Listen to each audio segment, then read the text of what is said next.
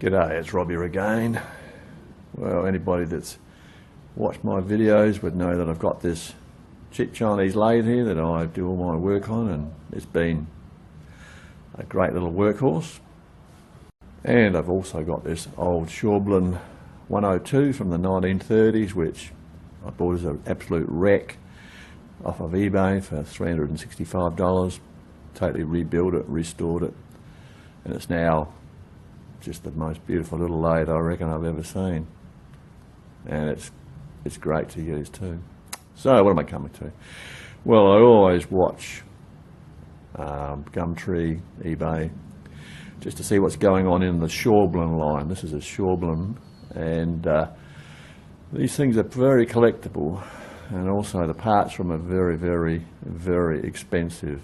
The cross-slide, the compound would go for over $1,000 on eBay, and yeah, extremely collectible and expensive. So the other day I was looking on Gumtree at breakfast time, having my cup of coffee, reading my emails that people send me, and just generally getting ready to start the day, and I saw this advert.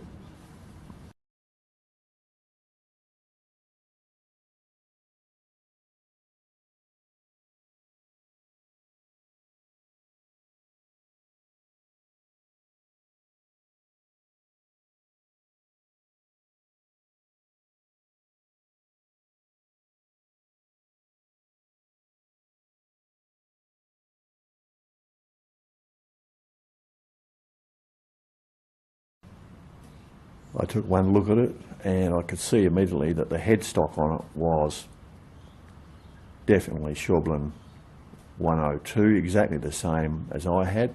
It definitely wasn't a woodworking lathe. The guy selling it had no idea, obviously. So, tailstock and compound weren't shown, so I thought maybe they're in the cabinet. So I rang the guy up and said, "Have you still got this lathe?" He said, "Yep." And I said, "What's your best offer on it?" Because it was negotiable, and he wanted $250 for it, and I said, "You know, what do you do it for?" And he said, $220, and I said, "Okay, I'll come down and have a look at it." And I said, "Where is the compound and the tailstock?" And he said, "They're both in the cabinet." So I hopped in the ute with a trailer on the back, and I shot down to have a look at this thing, and well, see what happened. Well, there's the old ute, but I took the trailer down with me just in case I bought it, which I thought I probably would at that price, mainly because trailers are much lower, much easier to get on heavy stuff, and this is really heavy lathe, believe me. Well, not the lathe, but the stand is massive. I mean, it's super heavy, and it took two of us guys, pretty strong guys, with planks to slide it on the back, and there's no way I can even lift it upright on my own. I'll have to use the block and tackle, and there's no way it would have gone on the back of the ute. It'd just be physically impossible trying to do it manually. Even with ramps, it just wouldn't get up there. So while the lathe itself may be reasonably able to be manhandled, the cabinet, the stand it's on is unbelievably heavy. Anyway, it's all good stuff, so yeah, I'll get it upright and we can have a good look at it. I tried to read the brand, the label, which basically looked like a Schaublin stamping, but it was too hard to read under the trees, and until I get it upright and clean it and get a magnifying glass, I'm not sure exactly what I've bought, except I know I bought a lathe. Do I need it? Of course not. Why did I buy it? Well, it was cheap. What am I going to do with it? Good question.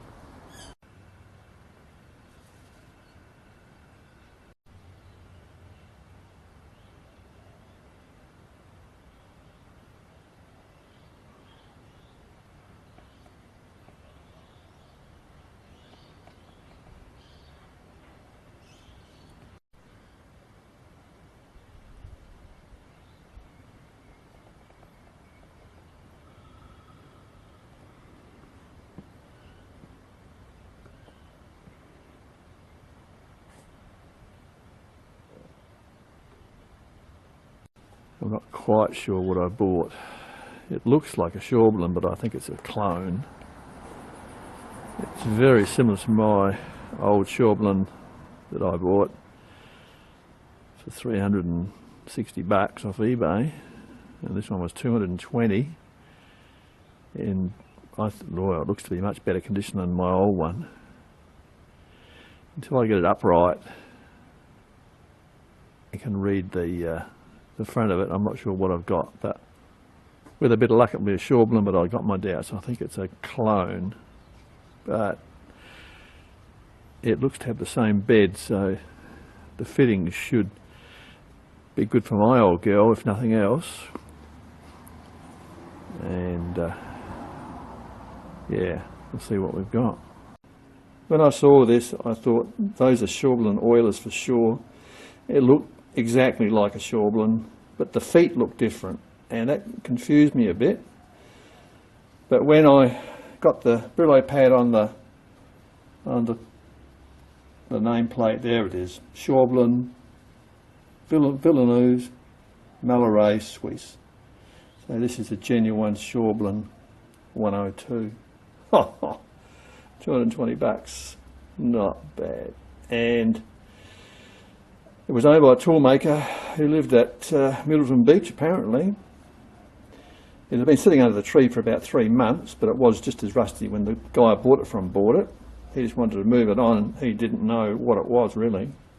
I wasn't sure. I thought it looks like a Schaublin. As soon as I saw those photos, I thought this looks like a Schaublin, but the tailstock wasn't on it, and the cross slide wasn't on it, and the feet, the legs looked different, or different to mine anyway. So I thought, well, I'll get it anyway, what the hell. I'm pretty sure this is Schaublin, and as it turns out, I'm dead right. So it's now a matter of getting it upright on the trailer, so I can then take the lathe bed off. But it's so heavy I can't lift it, and I tried using a block and tackle, and even that wouldn't lift it. That base is so heavy, so I'm going to have to take the motor off and lighten a few things, but it looks like this is going to be a success. Hooly dooly, who would have thought, eh? So now I've got 2 Schaublin 102s. This is a later model than the old one I've got, I think. And anyway, I'll get the bits out the car and we can look at what came with it as far as top slide, cross slide and tailstock. And here are all the bits. There's the tailstock, which is definitely Schaublin, same as the headstock. It's a heavy one. And Schaublin always stamp numbers under their headstocks and tailstocks. This one's number 28, and it's cam lock. And it all looks to be there. It looks like a Morse 2. It's certainly bigger than the original 102s, which were smaller than a Morse 1, and they converted them to Morse 1s afterwards, a lot of people. Mine's been converted. So that's definitely Schaublin. But I did notice, it's interesting that it screws in the reverse direction for some weird... So it's going anti-clockwise to extend. I don't know what's going on there, but that'll need looking at. But definitely Schaublin. Definitely Schaublin. The cross slide. The cross slide is not Schaublin. The cross slide is not Schaublin at all, and I don't know what it is. In fact, I'd be really pleased if anybody out there recognises what this is. But it's not a Schaublin compound. In fact, it's not even meant for the type of bed that it's on, and they've been clamping it on with just a couple of bolts and a plate to pull it up from underneath, so keep it all in position. And if this guy was a tool maker, well, that's pretty bodgy. So there you go, folks. Anybody out there in video land, YouTube land, knows what this is, let me know. It looks to be in pretty good condition, but definitely not Schaublin. And onto the bed. Well, the bed, I'm pretty near positive, is not Schaublin. I think it's an American clone, American copy. That's why I said originally I thought this lathe could have been a clone, or some of it was clone. I was pretty sure the headstock was right. I hadn't seen the tailstock. The bed looks like a Dura, which was a cheaper version of Schaublin in a smaller size, whereas this is 102 specification and it is 825mm long. Schaublin generally didn't have deep facets on it like this. This is quite heavy duty. It's definitely the Schaublin 102 pattern. It's a good bed and it's in great condition. I mean, way better than my other one. And not, as far as there's no marking on this one at all that I can see, and that rust will just rub off with a bit of Brillo and kerosene, and that will come up like brand new.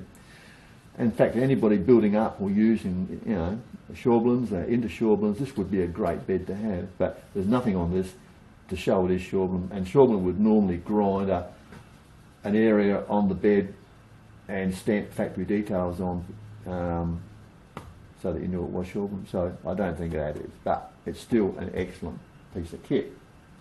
So what about the other bits? What am I going to do with them? Well, I'm going to keep this for sure, unless somebody offers me a good price for it, if it's interested. And we'll look at the other bits. The headstock I will almost certainly keep. I'll certainly keep the oilers, transfer them across. This spindle turns, it seems smooth enough, it's a bit tight. But I mean, all this stuff is worth lots of money. Just to buy these pulleys would be a hell of a price. This stuff's just made out of unobtainium, really, and so that'll be good. I'll possibly, yeah, put that on and take the old one off. I think this is just very slightly lather. It's very little bit. It hasn't got notches in the adjuster ring at the back here for a start.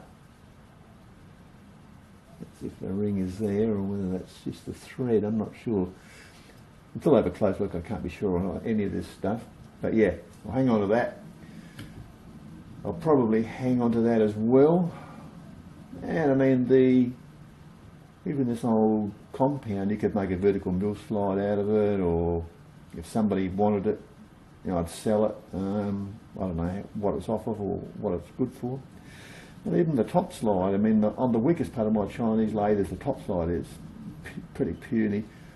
I could even do a modification and fit this bigger, heavier top slide onto the Chinese lathe. All sorts of potential. So yeah, you know, it's all just so handy and wow. Well, there's a whole lot of goodies in this box here. I don't know what's in here. I did have a quick look. There were some cutters and stuff in there, and another box here with little funny little angly thing. I don't know what that does. It looks pretty interesting. So yeah, I might go through this in another video and we just have a bit of a treasure hunt in there and see what's going on. With some steel and bits and pieces, hexy, who knows what's around. So yeah, there's that to go through at a later date. And the last thing is the stand. It's a great little thing, and it's super heavy duty, really thick metal top. It's a proper lathe stand for a toolmaker's lathe, but it would be great for a 7x12 or 7x14 or any small modern lathe that people have got. So I'm going to probably sell this. I don't need it. I'll strip the motor and all this gear off of it, and yeah, if I can sell that off, it would be brilliant. Get some of my money back on my outlay, and it would be terrific for somebody who wanted a stand for a small lathe and didn't want to use the crummy ones that come with them, if you even get a crummy one, or make one up. So eminently saleable.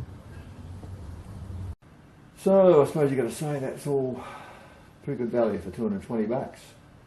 It was my lucky day. I mean, there's obviously a lot of value there in that stuff for people that are into Schaublins, and I hope that, you know, you got something out of it watching it and gave you a bit of an insight into Schaublins and what makes a Schaublin a Schaublin.